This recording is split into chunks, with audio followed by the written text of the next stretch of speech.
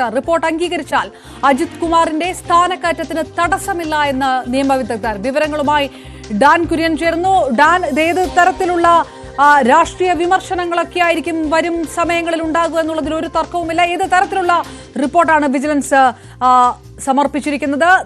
സ്ഥാനക്കയറ്റവുമായി ബന്ധപ്പെട്ട് ഏതെങ്കിലും തരത്തിലുള്ള വിഷയങ്ങൾ ഉണ്ടാകുകയില്ല, പൂർണ്ണമായ ഒരു ക്ലീൻ ചിറ്റ് കൂടിയാണോ റിപ്പോർട്ടിലുള്ളത്? PV അൻവർ നൽകിയ പരാതിയുടെ അടിസ്ഥാനത്തിലായിരുന്നു വിജിലൻസ് ഡയറക്ടർ നേതൃത്വം നൽകിയ സംഘം വിജിലൻസ് ഡയറക്ടറുടെ മേൽനോട്ടത്തിൽ MR Ajith കുമാറിനെതിരെ ADGP MR Ajith കുമാറിനെതിരെ വിശദമായ അന്വേഷണം നടത്തിയത്. പക്ഷേ ആ അന്വേഷണത്തിൽ അനധികൃതമായി സ്വത്ത് സമ്പാദിച്ചതിനോ ഫ്ളാറ്റ് വാങ്ങി മറച്ചു വിറ്റതിനോ ഒന്നും വ്യക്തമായ തെളിവുകൾ കണ്ടെത്താൻ കഴിഞ്ഞിട്ടില്ല എന്നാണ് റിപ്പോർട്ടിലെ പ്രധാനപ്പെട്ട കണ്ടെത്തൽ. ഈ റിപ്പോർട്ടാണ് സർക്കാരിന് വിജിലൻസ് ഡയറക്ടർ കൈമാറിയിരിക്കുന്നത്.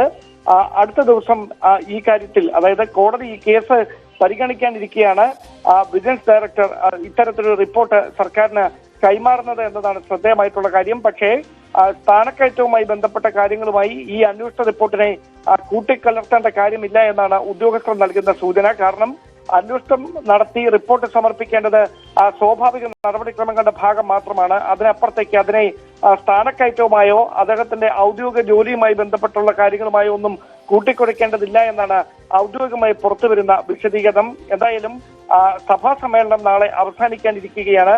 അതിനിടയിലാണ് സർക്കാരിനെ ഏറെ പ്രതിരോധത്തിലാക്കിയ ക്രമസമാധാന ചുമതലയിലുണ്ടായിരുന്ന ADGP MR അജിത് കുമാറിന് ഉയർന്ന ആരോപണങ്ങളിൽ വിജിലൻസ് അന്വേഷണം നടത്തി തെളിവുകളില്ല എന്ന റിപ്പോർട്ട് ഇപ്പോൾ സർക്കാരിന് കൈമാറുന്നത് എന്നതാണ് ഏറ്റവും ഗൗരവതരമായ കാര്യം. ഏത് തരത്തിലായിരിക്കും പ്രതിപക്ഷം ഇതിനോട് പ്രതികരിക്കുക, അതോടൊപ്പം ഇടതുമുന്നണിയിലെ ഘടകകക്ഷികൾ ഇതിനോട് പ്രതികരിക്കുക എന്നതാണ് ശ്രദ്ധേയം.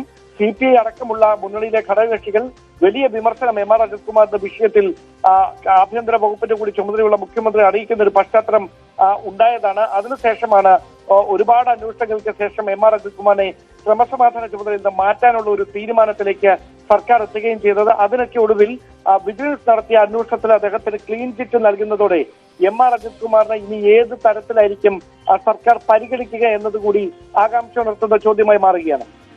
ഡാൻ കുര്യൻ വിവരങ്ങൾ നൽകിയത്.